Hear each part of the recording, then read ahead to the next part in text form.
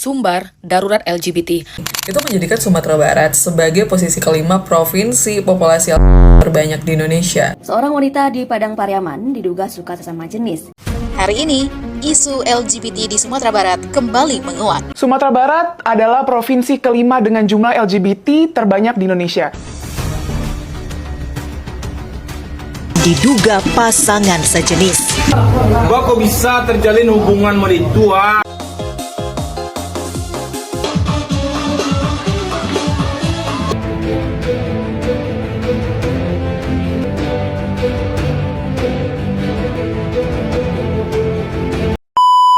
Lihatlah kenyataan hari ini di Sumatera Barat, ranah Minang kita. Belasan ribu LGBT tercatat di Sumbar. Kasus demi kasus mencuat ke media. Siapa yang kita salahkan di sini? Ayo kita bahas di sini. Inilah Mulifa Channel, tempat kita bongkar kenyataan pahit ataupun manis tentang Minangkabau yang sering ditutup rapat. Halo beliau, Assalamualaikum warahmatullahi wabarakatuh. Kembali lagi dengan saya Dafan Mulifa di Mulifa Channel.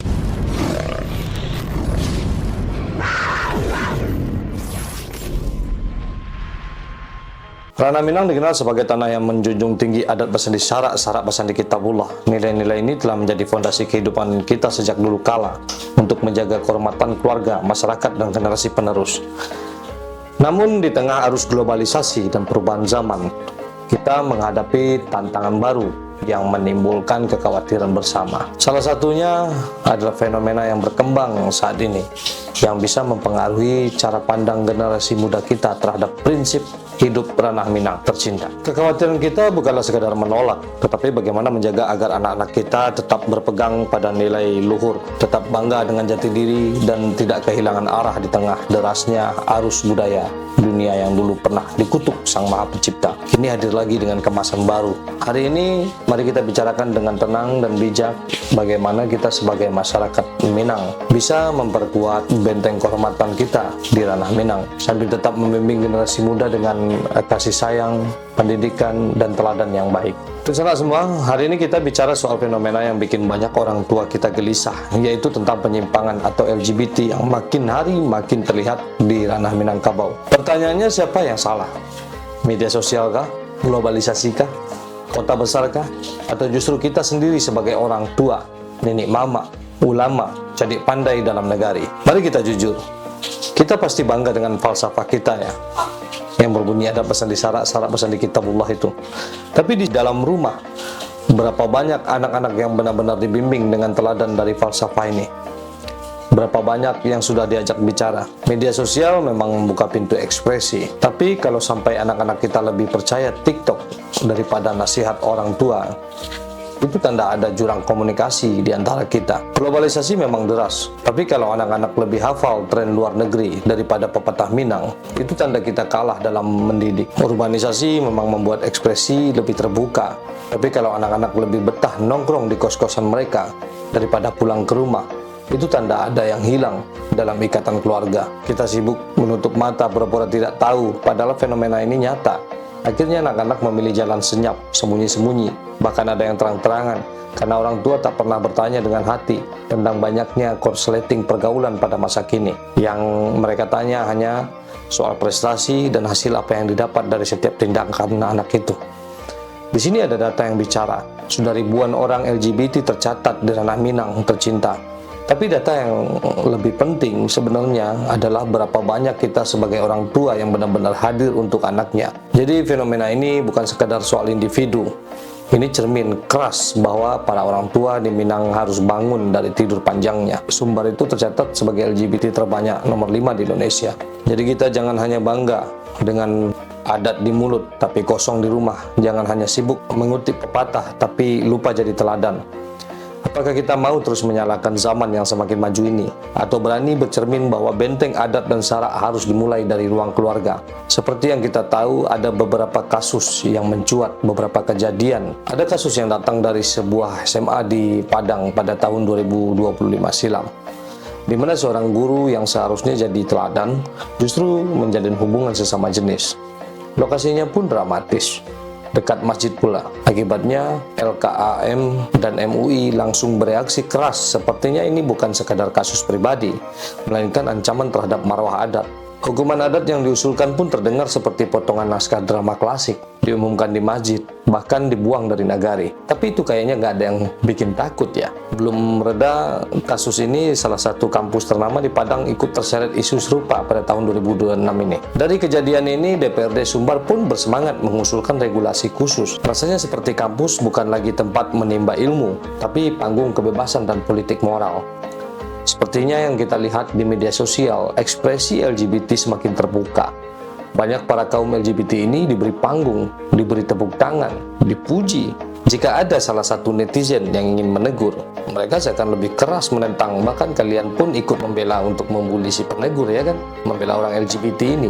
Ada juga yang didukung karya dengan lagu Minang, membuat video klip lagu gaya Minang dengan gaya dan pakaian wanita, padahal dia laki-laki. Bukan satu atau dua lagu karya yang mereka tampilkan.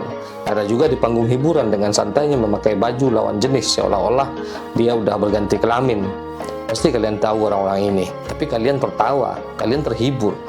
Sementara itu kita dengar di RSUP Jamil Padang melaporkan peningkatan kasus HIV dengan 9 dari 10 kasus berasal dari hubungan sesama lelaki. Angka ini kemudian dijadikan bahan bakar tambahan untuk memperkuat stigma, seolah-olah semua persoalan kesehatan bisa disederhanakan jadi satu kata, yaitu LGBT. Data resmi pun tak kalah hebohnya. Dari 14.000 pada tahun 2018, jumlah komunitas LGBT di Sumbar melonjak jadi 18.000 sampai 25.000 orang dalam 2026 ini.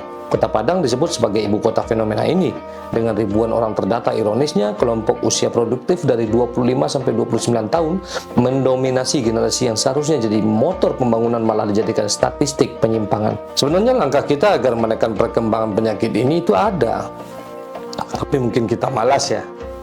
Coba jangan beri panggung mereka, jangan beri ruang mereka, jangan beri peluang, apalagi mengapresiasi untuk menunjukkan sisi LGBT-nya. Fenomena LGBT bukan sekedar isu pribadi, tetapi sudah menjadi tontonan publik yang merusak marwah kita bersama, khususnya di Minangkabau. Cobalah di sekolah dan di kampus, guru dan dosen harus menjadi teladan, bukan malah jadi aktor utama drama murah ini. Jika ada indikasi perilaku penyimpangan, segera laporkan dan tindak tegas. Kampus bukan panggung ekspresi kebebasan, tetapi tempat menimba ilmu dan dengan peraturan-peraturan yang bisa dibuat oleh kampus itu sendiri. Untuk di media sosial, stop memberi sorotan dan komentar yang justru membuat mereka viral. Jangan ikut menyebarkan konten yang memberi senyuman pada perilaku penyimpangan ini. Mereka hanya kerjanya mencari-cari sensasi, itu selalu. Gunakanlah media sosial kita dengan bijak untuk edukasi positif dan membangun, bukan untuk sensasi murahan yang dianggap hiburan. Untuk di nagari dan di lingkungan, cobalah tegakkan sanksi adat. Teguran terbuka hingga larangan sosial boleh ditegakkan. Ingatkan keluarga dan anak-anak sejak dini agar tidak terjerumus di kemudian hari tentang LGBT ini. Jadikan nagari sebagai benteng moral, bukan karena eksperimen gaya kehidupan. Di dalam kehidupan sehari, jangan beri legitimasi dengan sikap permisif. Jangan biarkan mereka tampil sebagai ikon atau influencer. Jangan endorse mereka. Jangan dukung mereka dalam pengembangan penyimpangannya. Ingat, semakin besar panggung yang diberikan, semakin kuat mereka merasa dilindungi. Akan tetapi, kita juga tidak bisa memaksa orang-orang ini mengubah identitas dirinya dengan cepat. Tapi kita bisa mencoba mengarahkan sikap mereka dan perilaku mereka agar tetap sesuai dengan nilai negara kita, agama kita, kultur kita, dan wisdom kita. Kita berharap ada perubahan dalam pelaku penyimpangan ini secara perlahan. Dengan cara itu kita mungkin bisa menjaga marwah tanpa menyingkirkan. Kita menegakkan adat tanpa kehilangan rasa kemanusiaan kita. Oke, oleh sebab itu mari kita bersama-sama hentikan normalisasi perilaku yang bertentangan dengan adat dan syarak kita ini dengan cara yang tegas, beradab, dan penuh empati. Dengan begitu negara kita tetap kokoh dalam tradisi sekaligus kuat dalam kebersamaan. Nusana semua, fenomena LGBT di ranah Minang bukanlah sekedar angka, bukan sekedar kasus remeh. Ini adalah cermin besar yang menohok. Kita semua tahu bahwa adat dan syarak tidak cukup hanya diucapkan, tapi harus ditanamkan dengan teladan yang nyata. Kita bisa terus menyalahkan apa saja yang bisa kita salahkan, ya kan? Tetapi pada akhirnya benteng adat dan syarak itu tetap dimulai dari rumah kita sendiri, dari orang tua, nenek mama, dari ulama dan cadik pandai di negara kita, dan dari diri kita sendiri. Mari kita hentikan normalisasi perilaku penyimpangan ini dengan cara yang tegas, beradab, dan penuh empati. Dengan begitu, marwah kita tetap kokoh dan generasi muda tidak kehilangan arah. Terima kasih telah meluangkan waktu untuk menonton Mulifa Channel. Jangan lupa untuk terus kompak dan saling mengingatkan. Di sini kita akan selalu membongkar kenyataan pahit ataupun manis yang sering ditutup rapat di ranah Minang. Majulah Minangkabau, majulah Indonesia bersama saya Dafan Mulifa di Mulifa Channel. Assalamualaikum warahmatullahi wabarakatuh.